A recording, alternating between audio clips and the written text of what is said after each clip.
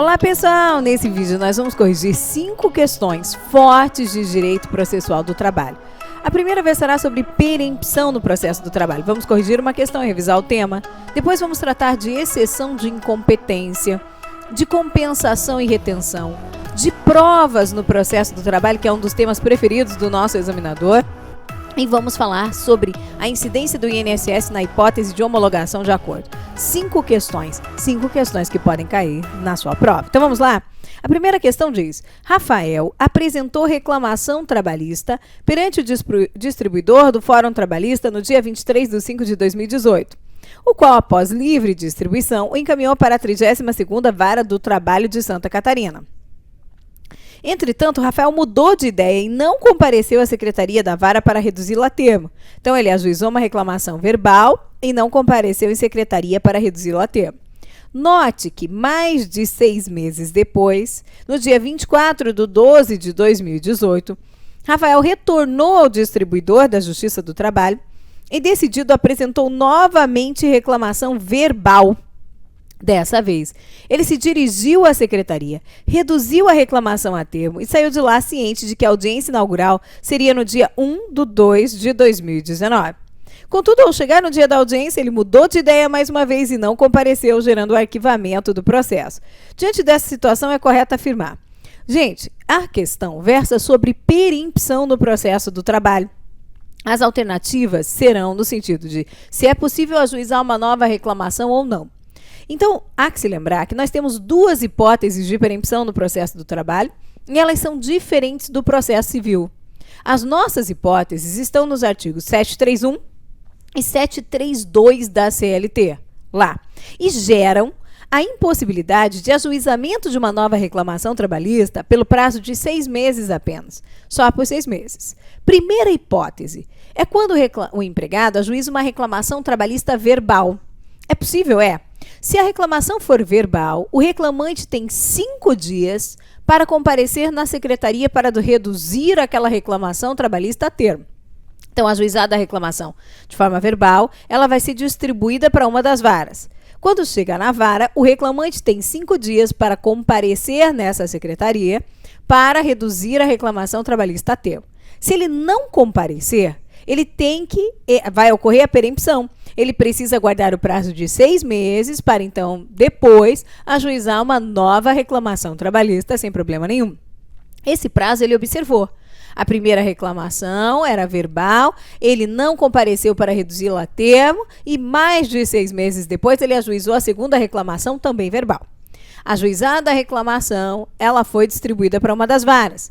5 dias depois, ele compareceu na secretaria para reduzi-la a termo. O problema foi que ele não compareceu em audiência. Aí, vamos pensar na segunda hipótese de perempção, a do artigo 732. Ela ocorre quando o reclamante da causa 2, 2 arquivamentos seguidos do processo, 2 arquivamentos seguidos por não comparecer em audiência. É só nesse caso, de não comparecer em audiência. Então, tem que ser 2 arquivamentos seguidos do processo por não comparecer em audiência. Aqui, ele deu causa a um arquivamento do processo por não comparecer em audiência. Ele pode ajuizar uma nova reclamação trabalhista ou tem que aguardar algum prazo? Ele pode. Então, a segunda foi reduzida a termo e ele saiu de lá ciente da audiência. Contudo, ao chegar o dia da audiência, vê aqui, mudou de ideia e, mais uma vez, não compareceu e os autos foram arquivados. Como ele só não compareceu uma vez em audiência, ele não tem que aguardar prazo nenhum. Rafael não poderá ajuizar nova reclamação verbal uma vez que a CLT proíbe o ajuizamento sucessivo de 3 reclamações? Isso não é verdade. Falso. B. Rafael poderá ajuizar uma nova reclamação verbal, uma vez que somente a segunda foi reduzida a termo, gerando apenas um arquivamento dos autos por ausência do autor na audiência? Essa é a alternativa correta. O artigo aqui é o 732 da CLT. O que tem de errado na letra C? Rafael não poderá ajuizar uma nova reclamação, uma vez que deu ensejo à perempção, não deu ensejo à perempção, e a perempção prevista no CPC não é aplicável no processo do trabalho. D. Rafael poderá ajuizar uma nova reclamação, mas apenas de forma escrita? Não há limite para reclamação verbal. E somente se estiver assistido obrigatoriamente por advogado? Também não. Vigora no processo do trabalho jus postulante. No âmbito das varas do trabalho e dos TRTs, o reclamante e reclamado podem demandar sem advogado. Artigo 791 da CLT. Então, letra correta da primeira questão, letra B. Vamos à nossa próxima questão, 2. O autor teve reconhecido o direito ao pagamento de horas extras. Então, quando ele diz que teve reconhecido o direito, eu tenho aqui a sentença. Sem qualquer reflexo em uma reclamação trabalhista. Sem qualquer reflexo. Após liquidado o julgado, ou seja, apurado o valor, foi homologado o valor de R$35 mil, iniciando-se a execução. Ou seja, o processo está na fase de execução. Em seguida, as partes compareceram em juízo pleiteando a homologação do acordo e de um acordo em valor bem menor, de R$5 mil. Com base no narrado acima, é correto afirmar que é possível celebrar o acordo nessa fase? É. E o INSS, gente, incide sobre o valor do acordo celebrado e homologado após o trânsito em julgado. Do valor do acordo. É acessório, como acessório tem que seguir a mesma sorte do principal. Aqui você tem que tomar um cuidado, porque o artigo 832, parágrafo 6º da CLT, diz o contrário. Diz que o INSS incide sobre o valor da condenação e não do acordo. Só que lei especial posterior, o artigo 43, parágrafo 5º da Lei 8.212 de 91, prevê que o INSS incide sobre o valor do acordo. É o que vale. Então, houve a revogação tácita do artigo 836, parágrafo 6º da CLT. Você vai levar para a prova. O INSS incide sobre o valor do acordo. É acessório. Como acessório, segue o principal. Tá bom? Então, o juiz não pode homologar o acordo porque isso significaria violação à coisa julgada? Falso. O juiz pode homologar o acordo após o trânsito em julgado? Sim. B. É possível a homologação do acordo, mas o INSS será recolhido sobre os R$35 mil apurados na liquidação? Não. Incidirá sobre o valor do acordo. A homologação do acordo, no caso, dependeria da concordância do órgão previdenciário? Não depende da concordância. D. É possível a homologação do acordo e o INSS será recolhido sobre R$5 mil? Sim. Esta é a alternativa correta. Letra D. O artigo é o 43, parágrafo 5º da Lei 8.212 de 91. Próxima questão. Foi ajuizada no Rio de Janeiro uma reclamação trabalhista. Eu gosto muito de colocar as etapas do processo dentro de um quadrado. Acho que fica muito mais fácil de visualizar o que aconteceu na questão. Eu coloco, e se eu tenho algum detalhe sobre essa reclamação, aí eu circulo. Eu já sei que o que está circulado refere-se ao que está no quadrado. E a reclamada apresenta exceção de incompetência relativa em razão do lugar, pois o autor sempre trabalhar em Curitiba, que, na sua ótica, deve ser o local onde tramitará o feito. Então, a reclamação foi ajuizada no Rio de Janeiro. A reclamada apresentou exceção de incompetência, dizendo que entendia que o juízo competente era Curitiba. Após conferida vista ao exceto, na forma do artigo 800 da CLT, e confirmada a prestação dos serviços na outra localidade, o juiz, acolhe, eu coloco dentro de um quadrado, a exceção e determina a remessa dos autos a Curitiba. Desta decisão, de acordo com o entendimento do TST, independentemente do seu mérito, cabe ou não cabe recurso de imediato. Olha, gente, quando é ajuizada uma reclamação trabalhista, então ela foi ajuizada aqui no Rio de Janeiro, ela é distribuída para uma das varas do trabalho. Quando ela chega nessa vara do trabalho, automaticamente automaticamente o servidor encaminha uma notificação para que as partes compareçam em audiência. No prazo curtíssimo de 5 dias contados do recebimento da notificação, antes da audiência, o reclamado pode apresentar a sua exceção de incompetência antes da audiência, em 5 dias contados do recebimento da notificação antes da audiência, dizendo que, juiz, você não é o territorialmente competente para processar e julgar essa reclamação trabalhista. E o juiz diria, não, por quê? Porque você não é o juízo do lugar da prestação dos serviços nem da contratação. O juiz recebe essa exceção, confere vista para outra parte, para o reclamante se manifestar no prazo de 5 dias e profere decisão. Quando ele acolhe a exceção, ele reconhece que ele não é o competente, ele remete os autos para o juízo declinado como competente, Curitiba, Paraná. Então, a nossa reclamação estava tramitando aqui no Rio de Janeiro, e agora, com o acolhimento dessa exceção, o juiz remeteu os autos para Curitiba. E o examinador quer saber de você se cabe ou não recurso nesse caso. Esta decisão, que julga a exceção, é uma decisão interlocutória. Não importa o que eu diga para você, esta é uma decisão interlocutória. Não cabe recurso de imediato, como regra, salvo se o juiz acolher a exceção e remeter os autos para juízo subordinado a TRT diferente. Não há um TRT em cada estado, não é essa a lógica. Os tribunais regionais do trabalho, eles são divididos por regiões. Mas, para ficar fácil de resolver na hora da prova, só não há TRT em Tocantins, Amapá, Acre e Roraima. E em São Paulo, que eu tenho 2. Então, eu vou avaliar. O que eu quero é verificar se os tribunais regionais são iguais ou se são diferentes. No TRT, eu tenho no Rio de Janeiro, eu tenho um TRT? Tenho. Eu só não tenho TRT em Tocantins, Amapá, Acre e Roraima. Eu tenho um TRT no Paraná, Curitiba, Paraná? Tenho. Eu só não tenho TRT com sede em Tocantins, Amapá, Acre e Roraima. Em São Paulo, que eu tenho 2.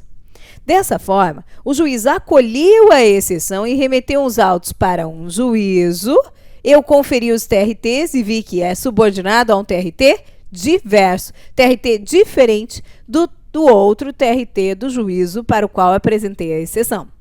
Se os TRTs são distintos, você fez o que tinha que fazer, fez a lição de casa, cabe recurso de imediato. Qual é o recurso? É o RO.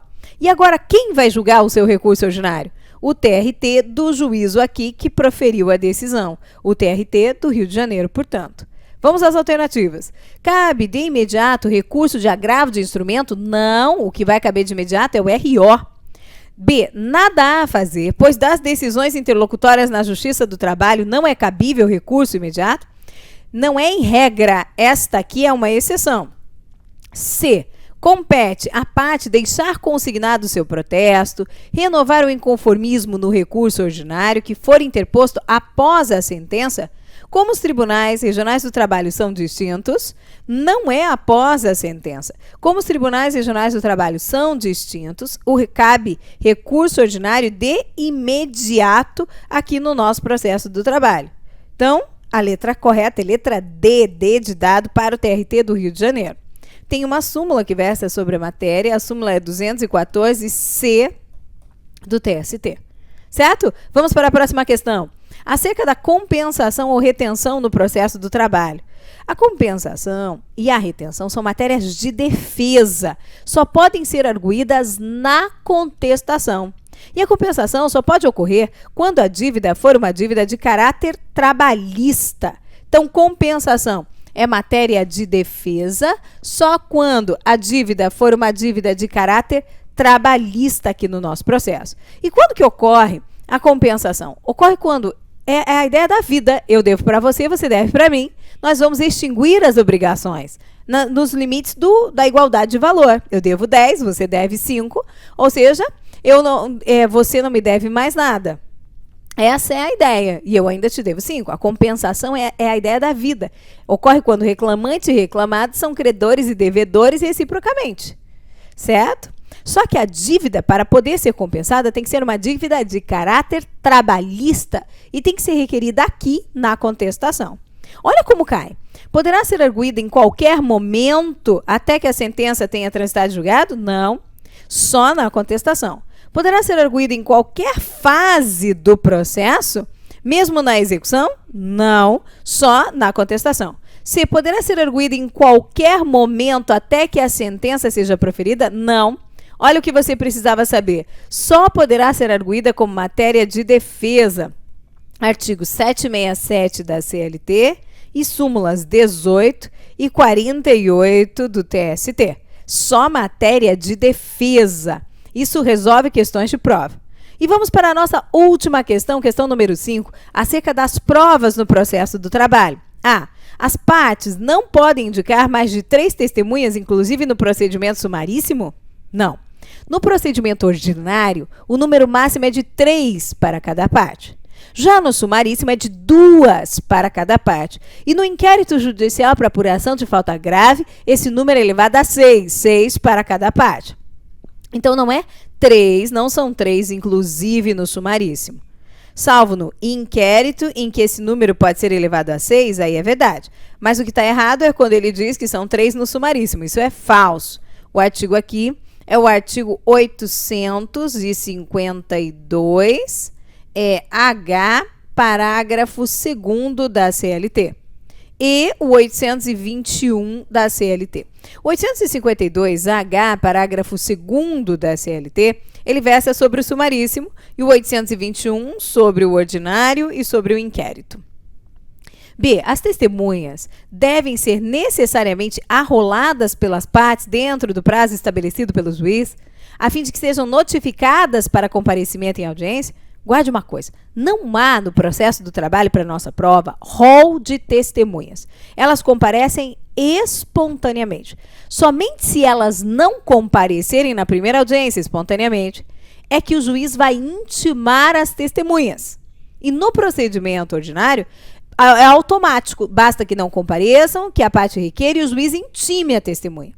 No sumaríssimo, a testemunha também tem que comparecer espontaneamente na audiência. Não veio. Se ela não veio, o juiz no sumaríssimo vai exigir prova do convite para, então, intimar a testemunha. Tá? Então, esse rol de testemunhas não tem. Artigo 845 da CLT, artigo 852H, parágrafos 2º e 3º da CLT. C. Na hipótese de deferimento de prova pericial, é vedada às partes a apresentação de peritos assistentes? Falso. É faculdade da parte a apresentação de assistentes técnicos. Só lembre uma coisa. Quem é que vai pagar os honorários do assistente técnico que você contratou porque você quis? Pense assim, por puro luxo. Você.